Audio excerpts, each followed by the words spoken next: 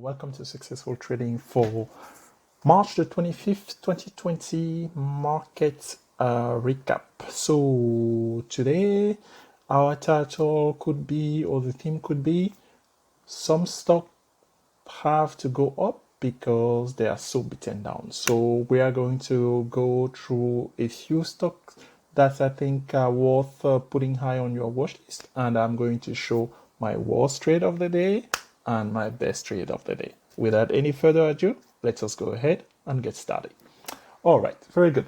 Okay, so let's start with the beginning. Oh, jeez, I feel unprepared on here. Maybe let me just add a quick view at the markets. Again, if you are familiar with our videos or if you are new to our videos, we like to do a top-down analysis where we start by looking at the overall market. So let's go ahead here and take a look at SPY. We have been noticing disparity between the indexes, meaning that what I mean by that, I mean that SPY, which represent the overall market, its behavior or the way it trade will be slightly different from QQQ or from the Russell 2000. So this gives you opportunity on what type of stock to focus on or to put on your watch list. If you are not familiar with the main component of each one of the ETFs, this is something that you need to spend some time doing, maybe because we have an article on the website, on the blog at successfultradings.com, but let me just give you an idea. Starting, for instance, with the Dow Jones. The Dow Jones main component, the ETF for that, first of all, is DIA.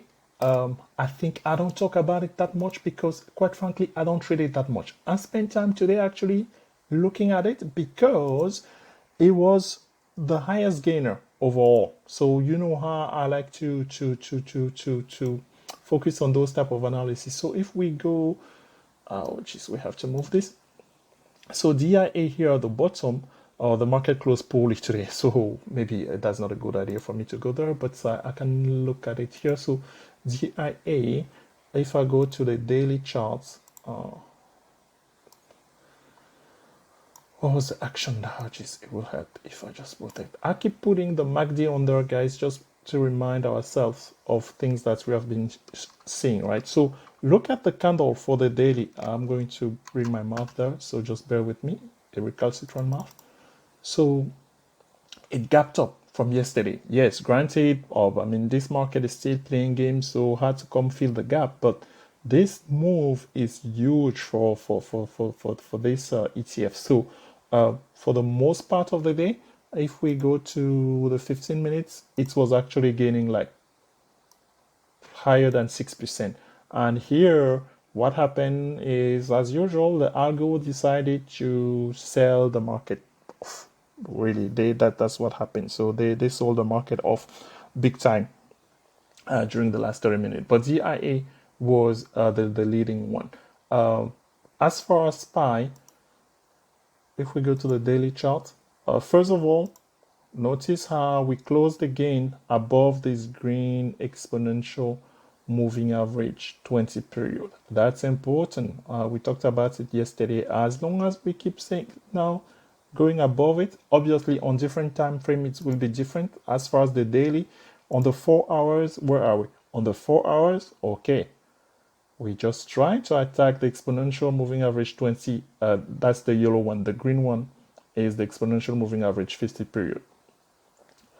This is indication that we are getting somewhere. Now, I invite you to look at when you are studying charts, which I strongly invite you to get into, to study them on multiple time frames. So here we are still well below. The first one we're going to be testing, if any, is the moving average 20 in yellow, and then the green one. The white line is the middle Celts, which is just the upper Bollinger plus the lower Bollinger divided by 2. In any case, as of now, it has been a while, folks, since we had 2 consecutive green candles. That's worth something. Well, consecutive green candles that are going up, because you can obviously tell me that, hey, we had two green candles on here, but posting lower lows.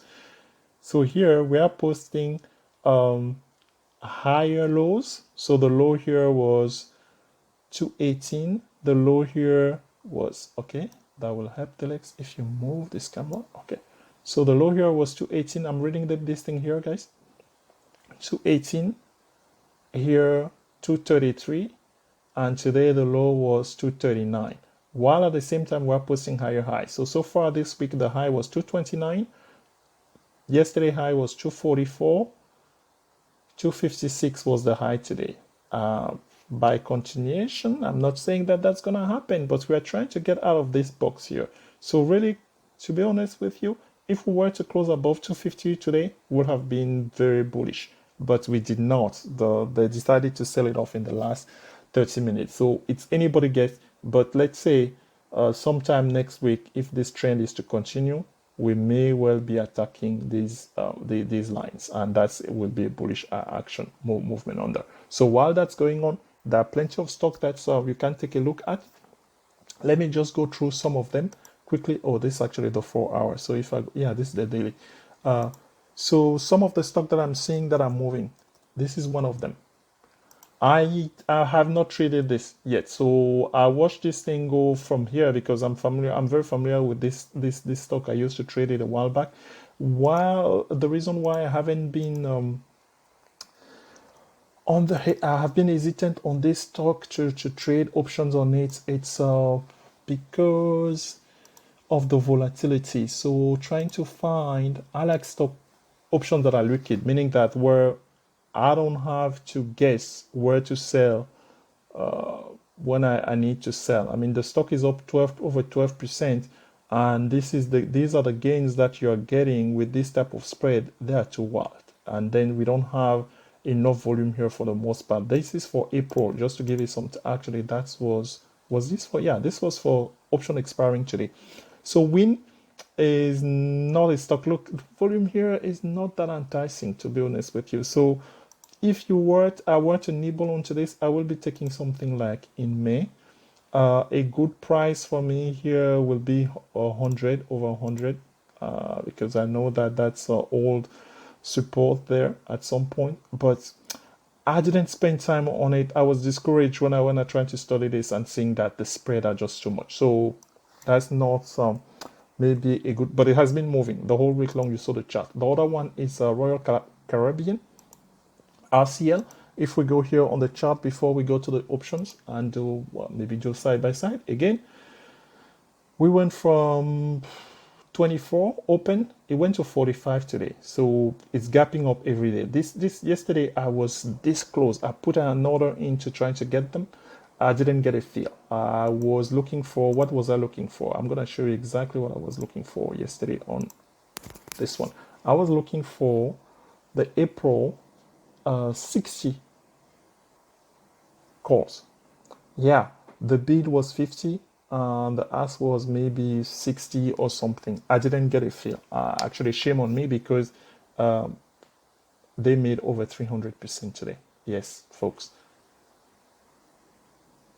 Call action for Royal Caribbean expiring almost a month from now, making 300% in 1 day of trade. That's just that, but that's the time that we live in. The implied volatility is high, yeah. So if you follow my standard rule, you wouldn't be able to get in there. But that's what I said yesterday, right? We have somehow to get wet, to nibble at some of these a little bit. So I miss on that, and even it's gapping up even, but really at some point I will just have to take my courage and get into Royal Caribbean calls, because that's a company that was trading at 130 when this whole thing started.